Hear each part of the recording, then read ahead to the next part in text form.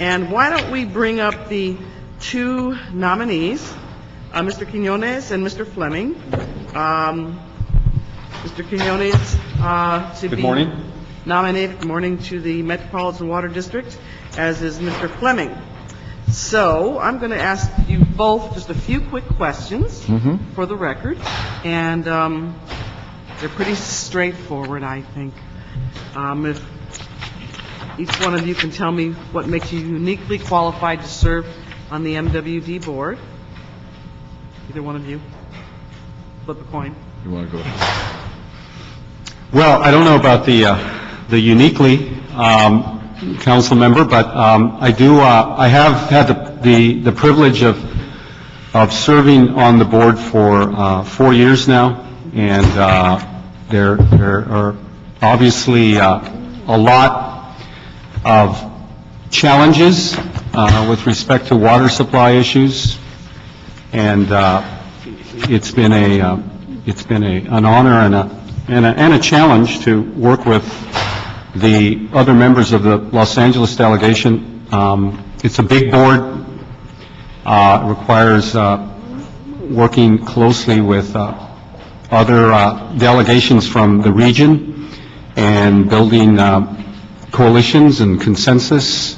That's how you ensure our city's voice is heard? That's right. So, I think one thing that I'm particularly interested in is the budget process at Metropolitan, which I believe my colleagues and I have opened up that process in ways that didn't exist prior to the last few years, and I hope that we can continue that. Thank you. Thank you. How about you, Mr. Fleming? Well, first of all, I've served on several city boards as well as county, state, and federal, and I love challenges, and I think this is a great challenge because I view water in the 21st century with the same importance as oil was in the 20th century as far as California is concerned.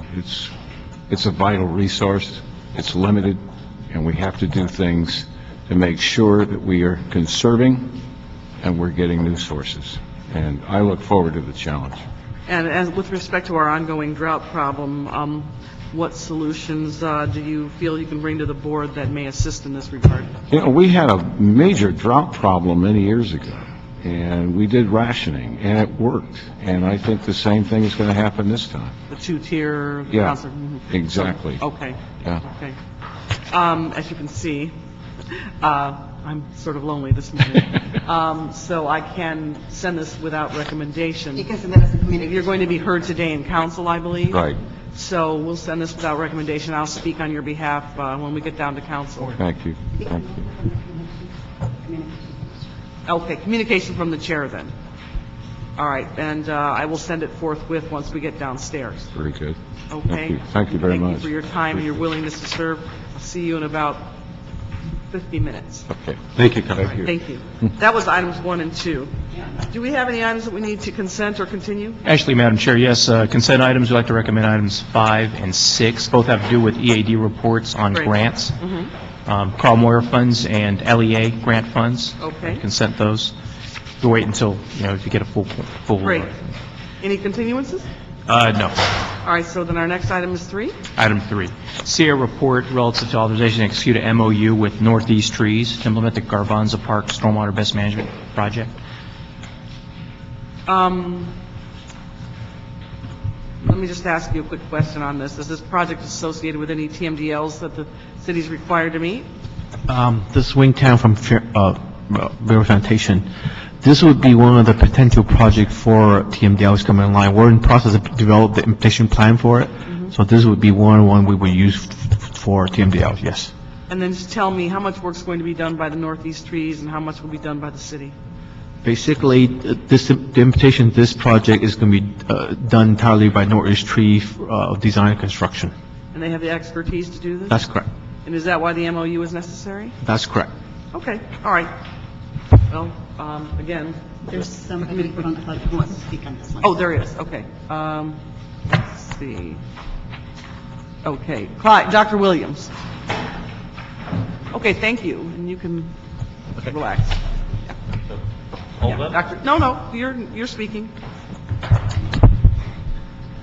Okay, memorandum of understanding. We're kind of confused regarding the record of the Board of Public Works and Northeast Trees and trees in general. Right now, this week, the Board of Public Works will be considering the removal of over 160 trees. They will be replaced, up to 48-inch trees will be replaced by 2-inch trees at a ratio of 4 to 1. We don't think this is quite appropriate, especially if you're going to want to make 1 million trees. So we have been recommending to the Board of Public Works several times that they change their tree replacement policy and include either caliper and or basal area so that we get maybe 100 trees for each tree that's removed. We're concerned that Northeast Trees is trying to plant trees, whereas the Board of Public Works is basically responsible for the removal of many trees. So we see that there's a potential for conflict here. Is this just a way of giving Northeast Trees some extra money for this particular period? Thank you. Okay, thank you very much. All right, Recommend approval and? yeah, Okay. okay. Communication to the chair on that one, too?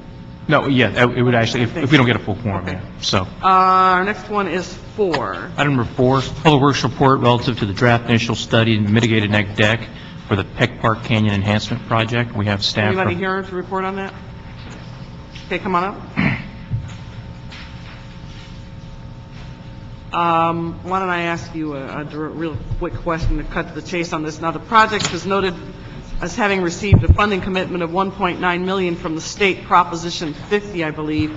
And what has the state's effective freezing grant programs had on this project? Good morning, Madam Chair. I'm John Saldine with the Proposition O Group in Bureau of Engineering. The Prop 50 funding is currently frozen. However, we understand that the state is taking efforts to resume the funding, resume the Prop 50 funding for this project as well as other projects. Currently, I could ask the program manager, Kendrick Akuda, but it's my understanding that we would not proceed into, we would not proceed into construction without that clarified, that the Prop 50 funding has resumed. All right, and have you been in communication with the committee in Sacramento to determine whether or not you're making any progress on getting it unfrozen? We did receive an email from the state. Penny Harding is the state rep on this funding, and she does indicate that the governor is indicating that the funding is being resumed, and that it would follow up with additional correspondence to that Give a effect. timeline on the possibility of that happening?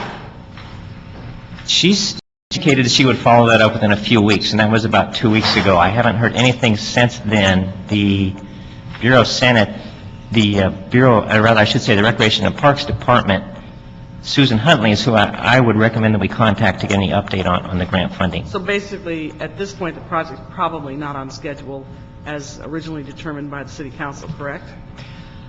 We are probably taking- off schedule now. We are taking every efforts to keep it on schedule. There is a grant requirement. The Prop 50 does have a grant deadline next year, and we are moving this project as quickly as possible to meet that grant deadline.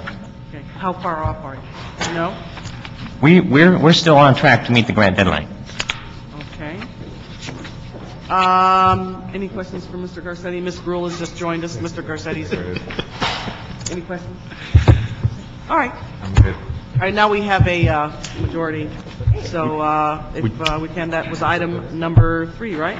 That was item number 4. 4, I'm sorry, 4. So without objection, we'll move approval on that one. Okay. And our final item, thank you very much. Final item. Want to attach this to 1, 2, and 3? Yeah, we want to go back, and then the other ones were continued. Okay. Sure. Want to go back to all the, Yeah.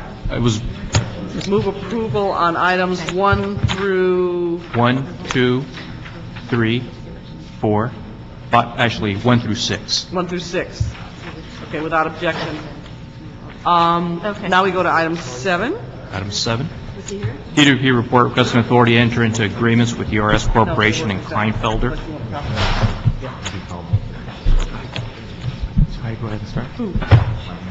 Oh, he's gone. He's gone.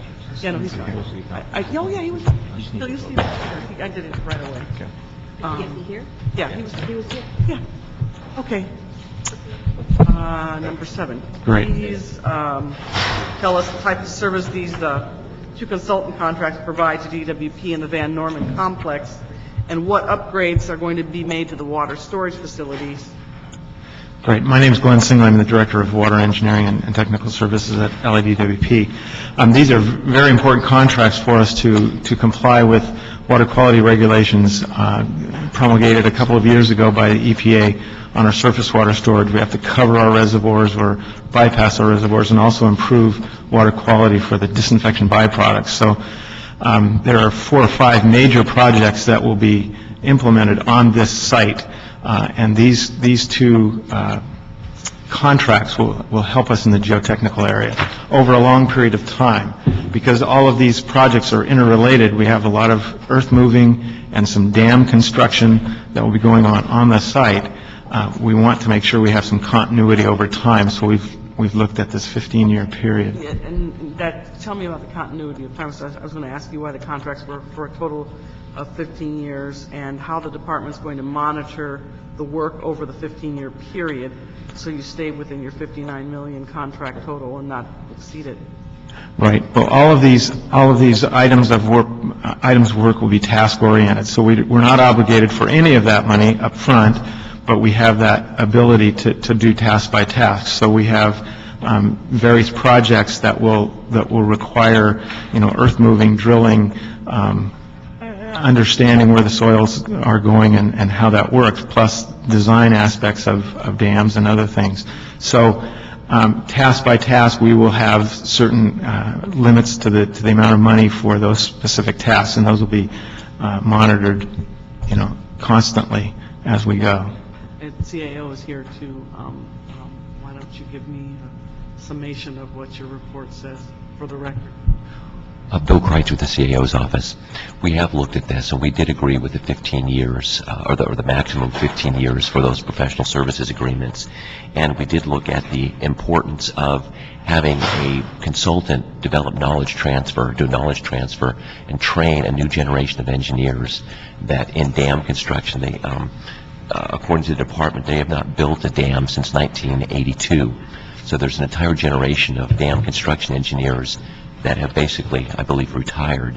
So this will help them to develop the expertise to do not only the Van Norman complex, but other complexes or other projects of this nature into the future. So we are in agreement with the consultants. They were selected through a request for proposal process, and we do believe that or at least up to the 15 years is an important component of this.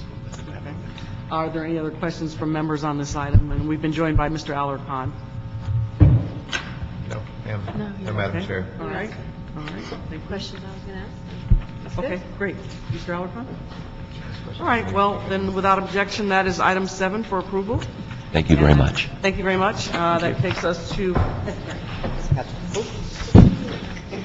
Okay, Chris Rowe. Just approved it. Come on up. Just got it. Yes, I just gave it. Okay. I just wanted to say really quickly, Chris Rowe, and in regards to any issues relative to LADWP, today at LADWP, they're talking about sweeping money from there over to the general fund.